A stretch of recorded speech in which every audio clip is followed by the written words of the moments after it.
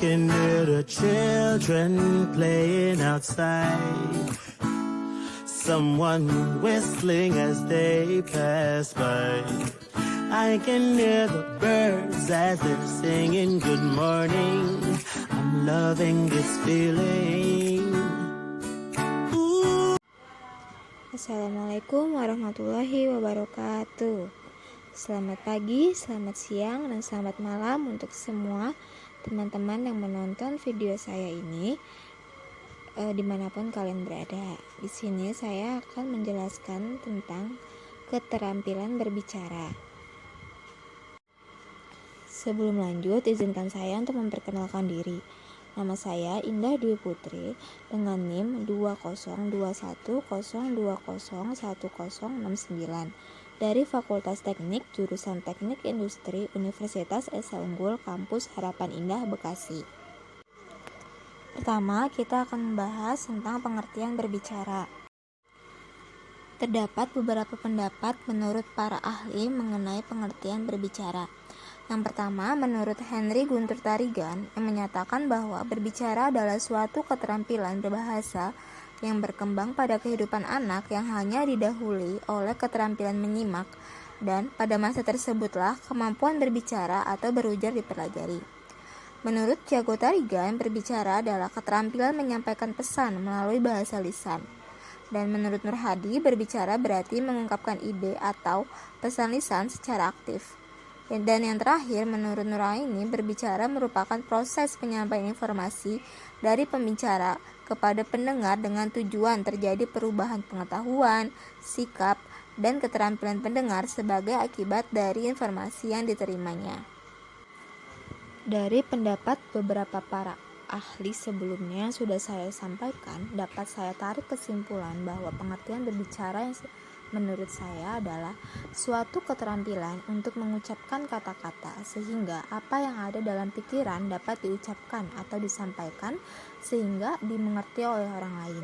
Karena dengan berbicara sesungguhnya orang lain bisa dapat mengerti kita, dan dengan berbicara juga kita pun dapat mengerti dan memahami orang lain. Topik selanjutnya yang dibahas ialah mengenai tujuan dari berbicara. Terdapat 4 tujuan berbicara. Yang pertama, tujuan berbicara informatif, yaitu menyampaikan gagasan untuk membangun pengetahuan pendengar. Nah, pembicaraan jenis ini biasanya teman-teman tanpa kita sadari sudah kita lakukan dalam kehidupan sehari-hari kita. Yang kedua, yaitu tujuan berbicara rekreatif, yang dimaksud untuk memberikan kesan menyenangkan kepada pendengar, biasanya dikemas dalam bentuk candaan atau guyonan, yang tentunya dapat membuat lawan bicara kita merasa senang atas pembicaraan yang sedang kita bicarakan. Selanjutnya itu ada tujuan berbicara persuasif, bermaksud untuk menekankan daya bujuk sebagai bentuk kekuatannya. Nah, tujuan berbicara jenis ini banyak digunakan oleh seseorang dalam kegiatan kampanye dan juga dalam kegiatan berjualan.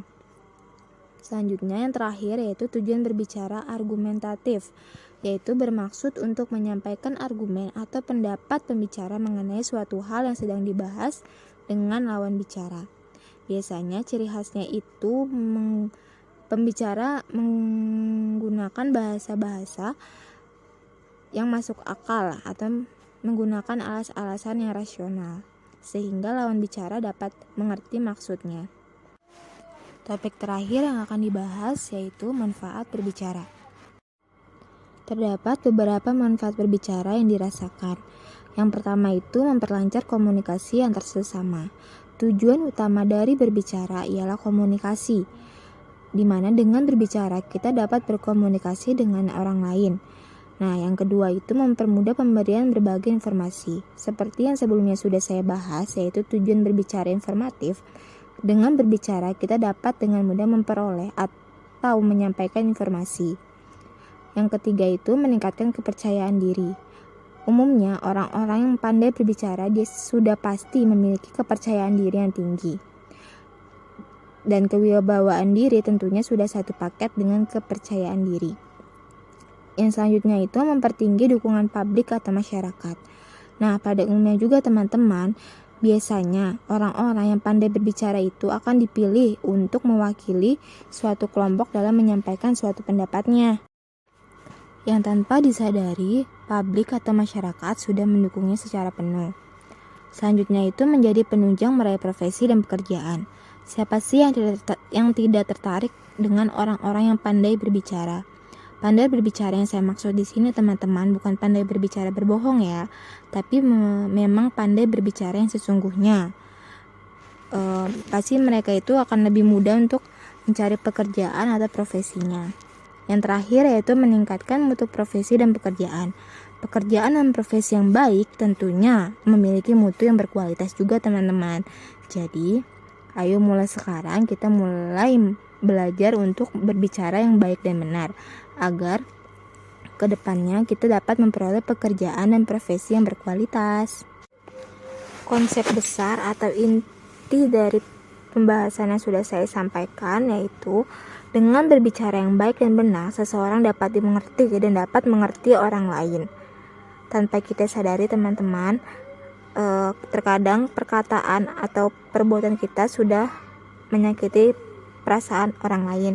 Oleh karena itu, kita harus pandai berbicara, namun berbicara yang baik dan benar, bukan asal berbicara saja yang dapat melukai atau menyakiti perasaan orang lain. Tetap semangat teman-teman untuk belajar berbicara yang baik dan benar. Terima kasih. Assalamualaikum warahmatullahi wabarakatuh.